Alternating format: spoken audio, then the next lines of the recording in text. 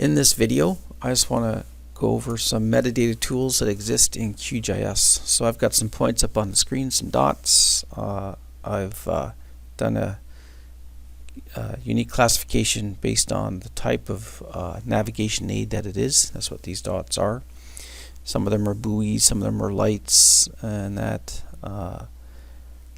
as different just types of buoys and that. And so what I want to do is, if someone just saw these dots and they didn't know about the data set, how would they find out more? And so metadata usually helps that. And so first is, this is in shapefile format.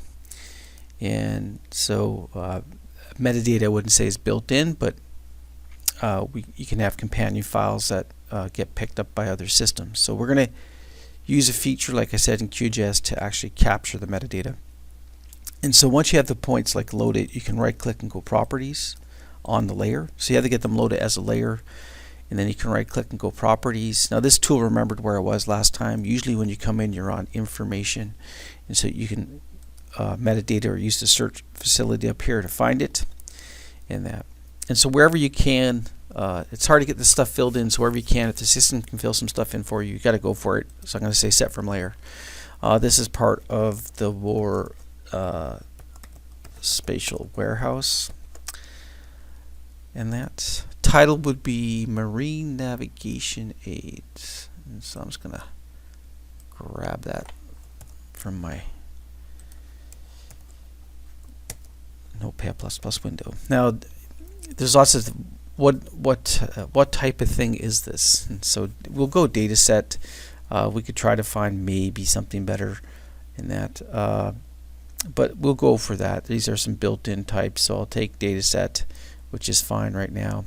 Now this language one, this is there are official ISO two-letter, three-letter codes for languages. They don't match these codes. These are really country codes. So that might be something we could do as a feature request, is to get that actually changed to the ISO language code. So I'm going to look for Canada. Right, there's Canada there, right, which is a country, not a language, but we'll do that for now. Abstract is like description or summary that you might find in other products. It's just a more detailed explanation of what is it that I'm looking at here in that wouldn't fit in a title. Title is something you might want to see up in a layer, so you can typically keep them short. Now categories, some of these could be weather buoys, so I might throw that term in there. Transportation, because it deals with navigation a little bit, in oceans maybe. And I'll go to the next. So these are categories, and we can see that it's got the categories in there. And so, but it's a keyword search, and you can edit this. Like if you want to add some that I guess weren't there, and that, or you can go up here and make another category. I'm just going to grab this here. You'd have to, on all honesty, play around to see, well, how does this show up with other tools, and does it collide? Navigation, and that, and maybe marine. Maybe someone's looking for marine stuff versus ocean, is to help them find it. Access, you can no fees. The license is actually there is a government license on it, right? So we can call it it's the open government license. I'll just drop that in there. Now I might need to. I'll just add that open government license BC, and so copyright attribution. So I'll just add a copyright for the province of British Columbia. In that, I'm not going to fill in any constraints right now. I'll just go to the next tab. Extent, set from layer. Why not? Like I said, wherever you can get the system to fill stuff in for you, do that. So current layer extent, did it pick it up?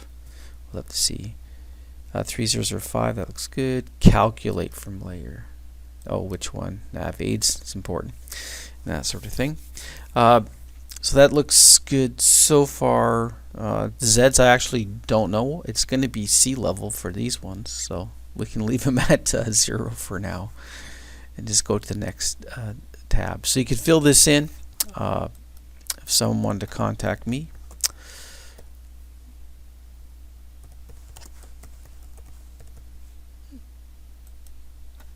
We'll go on the boss and that.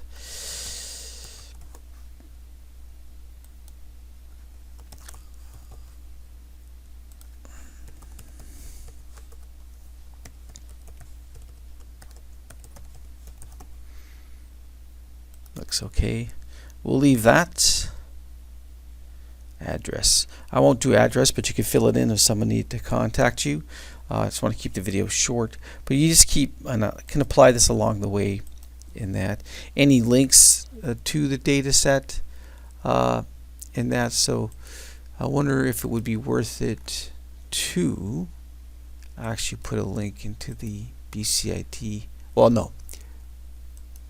Province of British Columbia in that. There we go. I'm just going to leave that in there. Name would be BC data. Cats log. I'll use the American spelling there. And that. So I'll just again apply it. In history, I'm going to leave blank for now. Validation, I'm okay. Now the key thing is this: where is this being saved? So right now this is just being saved as part of the layer in QGIS. But if you want this to preserve this, right, make sure that you actually save the metadata out. So I'm going to save it out to the directory that this is in. And well, Z will work. Z.